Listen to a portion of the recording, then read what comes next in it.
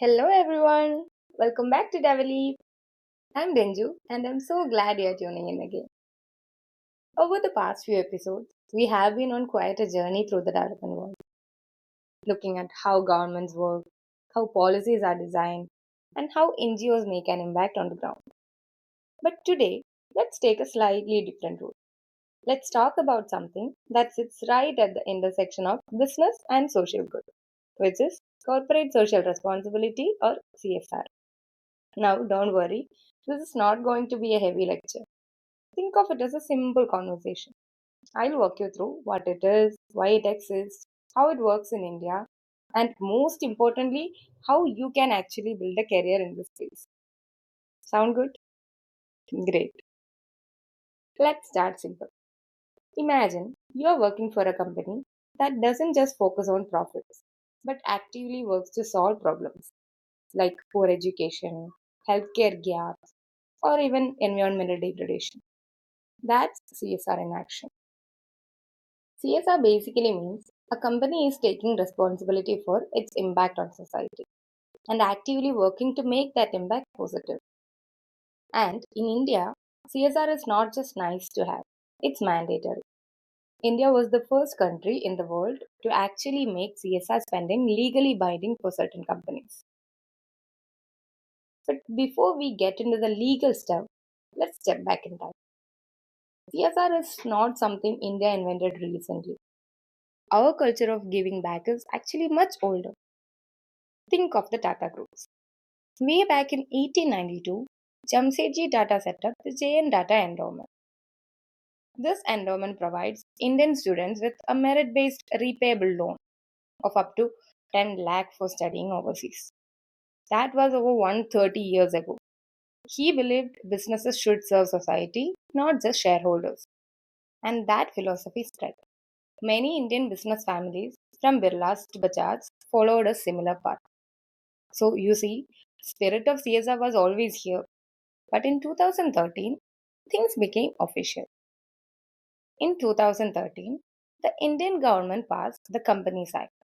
Now, the law says if you are a large profitable company, let's say a company is ultra rich, they are meeting certain conditions like having a net worth of 500 crores or an annual turnover of 1000 crores or even a net profit of 5 crores. They must spend at least 2% of their profits on CSR activities. And this is not just a suggestion, it's a legal requirement. And the results? Just last year, in 2023-24, more than 24,000 companies together put in nearly 30,000 crores through CSR projects. And that money went into programs that touched millions of lives across India. Now, let me share some examples of such CSR initiatives that you have probably heard of. First one is the Reliance Foundation, led by Nita Ambani. It is one of India's largest corporate foundations. They run programs that have brought clean water to thousands of villages, trained women in digital skills, and provided healthcare to millions of people. Next one is the Tata Consultancy Services. They focuses heavily on education and skill development. They have set up digital classrooms in government schools and created programs that have positively impacted over 7 million lives. What is particularly interesting is their employee volunteering program. It is called HOPE. Through this program, employees contributed 6.7 million hours in the last year to various social causes. Third one is Infosys Foundation. It has been a pioneer in education and rural development. From supporting government schools with infrastructure to healthcare facilities in underserved areas, they have shown how technology companies can drive social change. But CSR is not just limited to these big names. Companies across different sectors are stepping up with innovative solutions.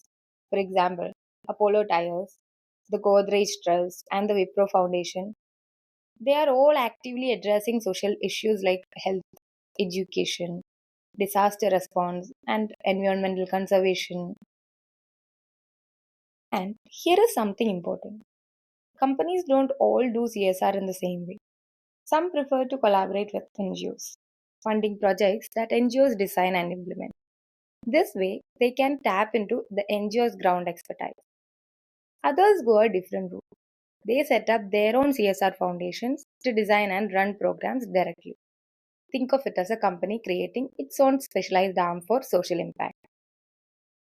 Now, let's get to the part I know many of you are curious about. How can you get into CSR? So, a bachelor's degree is typically the starting point.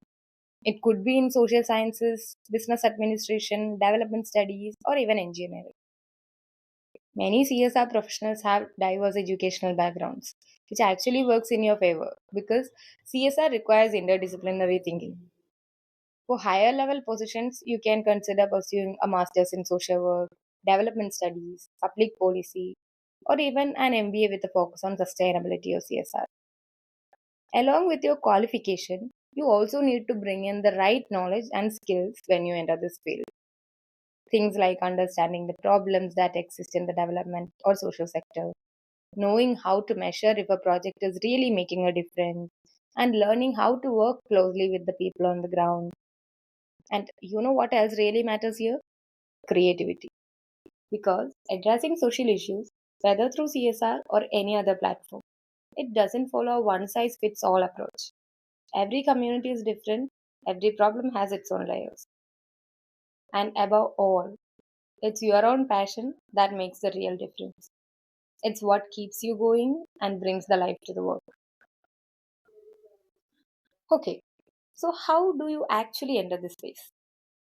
I'll share some of the practical steps you can follow. First one is build your foundation. Start by understanding both business and social issues.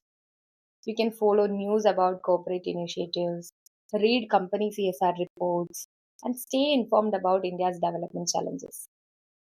Step 2, active networking. Connect with CSR professionals on LinkedIn or any other professional networking platforms. Attend sustainability events and join relevant online communities. The development sector relies heavily on relationships, and people are generally happy to share their experiences. The next step is starting from where you are. If you are already working, see if your current company has CSR initiatives you can get involved with. Or if you are a student, look for internships with companies that have strong CSR programs or organizations that implement CSR projects. Another thing you can do is upskilling yourself. There are a lot of online courses available in project management, social impact measurement, or sustainability. You can learn about monitoring and evaluation, data analysis for social programs, strategies for sustainable development, all through online. And volunteering with NGOs or social organizations will definitely help you gain some experience. This will give you a ground level understanding of development work. There are several well known foundations, such as the Asim Premji Foundation or the Tech Mahindra Foundation. They offer volunteering and internship opportunities for young professionals because many companies prefer candidates who understand grassroots level realities and always show initiative. Start small initiatives that demonstrate your commitment to social causes. This could be organizing community drives, creating awareness campaigns, or even writing about social issues. Employers want to see genuine passion, not just career interest. So, these are some of the practical steps you can take to start building your journey in the CSR and the development sector. And here is the last juicy bit we saved for the end. There is actually a school of thought that questions the very need of the CSR projects. What they argue is businesses should only be mandated to do three things: make money, avoid harming the environment where they operate, and pay their taxes. That's it. According to this view, forcing companies into CSR creates new problems, like reducing government responsibility and giving too much power to corporates. It's an interesting perspective and definitely one way of looking at it. But here is the thing, for now, we have to work within the system we have got. And that means making sure CSR funds are used wisely and the benefits actually reach more people in the most efficient way. So, what do you think about this? Should CSR be mandatory? Or should companies stick to their core business and taxes? We would love to hear your thoughts. Drop them in the comments. And that's a wrap on today's episode. If you enjoyed this episode, don't forget to subscribe so you don't miss the next one. And as always, we would love to hear your questions, thoughts, or experiences. Reach out to us on Instagram and LinkedIn by searching for the DeveLeap podcast. Until next time, this is Renju signing off. Stay curious, stay aware, and keep leaping forward.